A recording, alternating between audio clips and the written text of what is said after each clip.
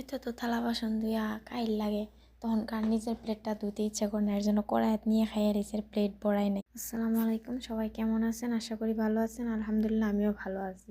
আজকে রাতে আর কি টমেটো দিয়ে মুরগির মাংস ভুনা করছিলাম রুটি দিয়ে খাওয়ার জন্য আর কি। আমরা যারা প্রবাসে আছি তারা তো ওদের কাজ করতে করতেই সময় থাকে না, তখনকার নিজের জন্য কি করা, নিজের আলাদা রান্না করে খাওয়া তো সম্ভব না। এদের জন্য যা রান্না করি তাই খাই। ছেলেদেরা তো আর কি 8 ঘন্টা ডিউটি করে রুমে আসা ঘোরাফেরা করতে পারে, আমরা যারা বাসার ভিতরে থাকি তারা তো আর বের হতে পারি না। আমাদের রাত দিন 24 ঘন্টা এখানেই থাকতে হয়। সবাই দোয়া করবেন আমার জন্য, আল্লাহ তাআলা আমাকে আরও ধৈর্য দিক, আমি যাতে থাকতে পারি। আল্লাহ আমাকে ধৈর্য দান করুক। আপনারা আমার জন্য সবাই দোয়া করবেন। আজকে রাতের খাবার ছিল আর কি মুরগির মাংস দিয়ে রুটি। আমি ভাত খেয়ে ফেলছিলাম মুরগির মাংস দিয়ে, আমরা তো মাছে ভাতে বাঙালি, ভাত খেয়েছিলাম আমি।